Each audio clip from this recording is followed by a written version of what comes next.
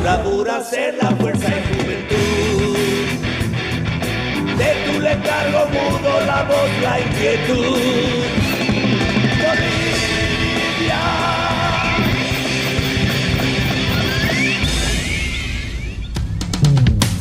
Sector hace una nueva Bolivia para hablar de un tema muy importante y que estoy segurísima que es de interés de muchas personas quienes tengan algún tipo de deuda con el tema de impuestos internos. Y para hablar de esto le quiero dar la bienvenida a Mario Cazón, quien es presidente del Servicio de Impuestos Nacionales, justamente para hablar de este tema. Señor Cazón, ¿cómo está? Muchísimas gracias por su tiempo y bienvenido.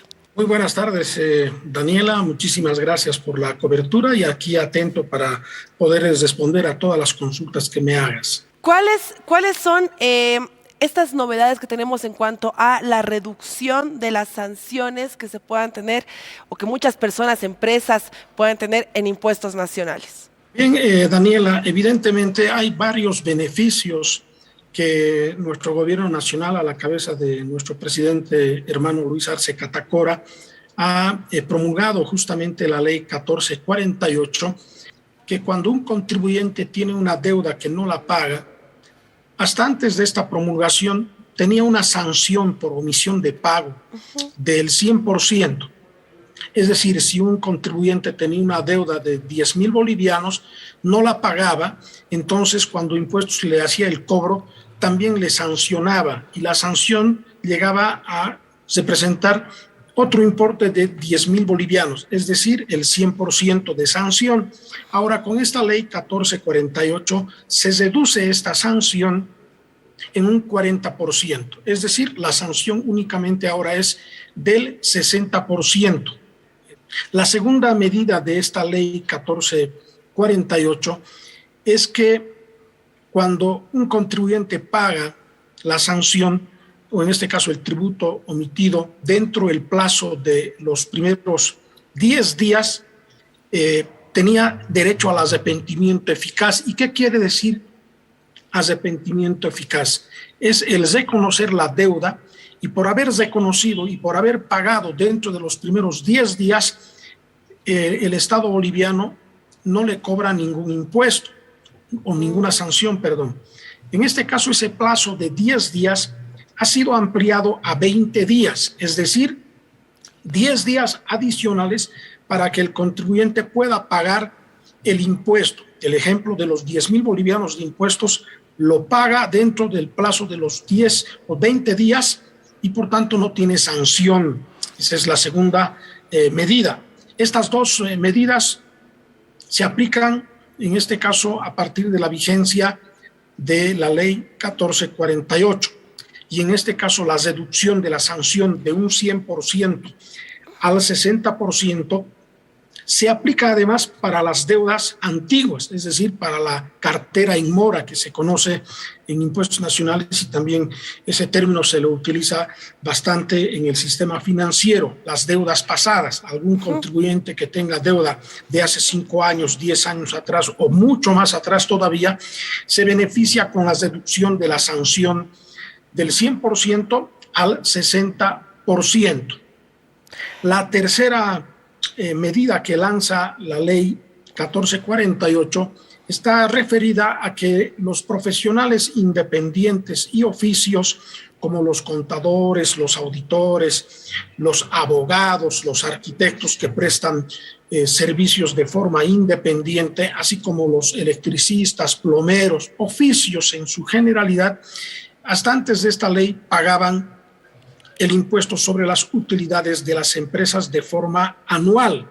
Con esta ley se les cambia de obligación. Ya no van a pagar, en este caso, el impuesto sobre las utilidades de las empresas, que lo conocemos normalmente como el IUE, y van a pagar ahora, en sustitución del IUE, el RC-IVA.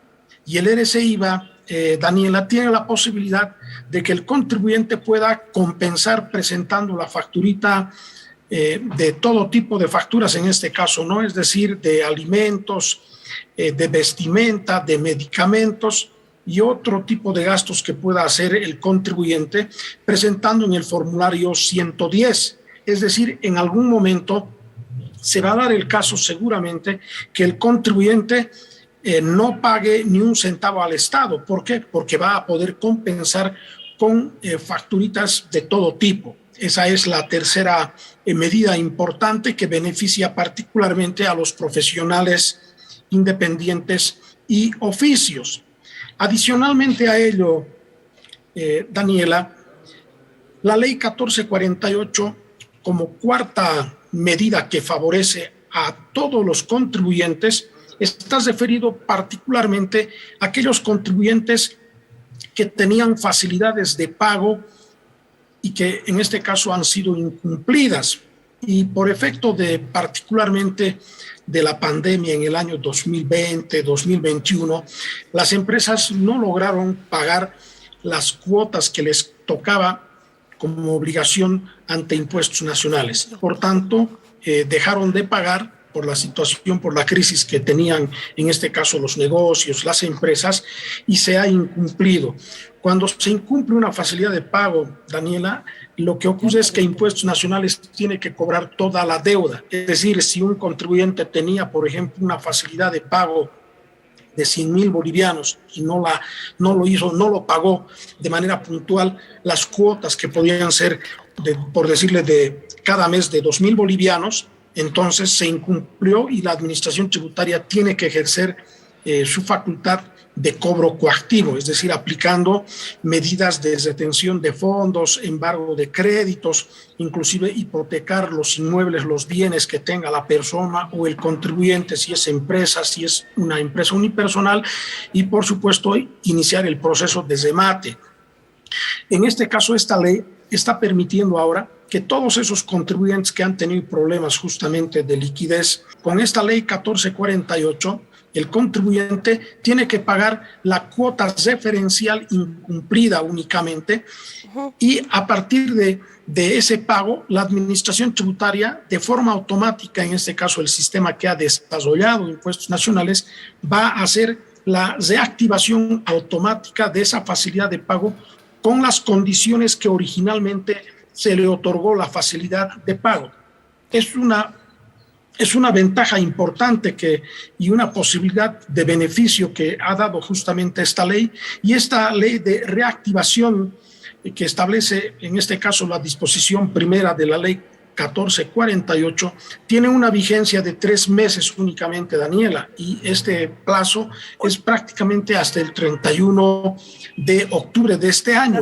Una consulta quería hacerle antes de que nos siga dando más información, y disculpe que le corte.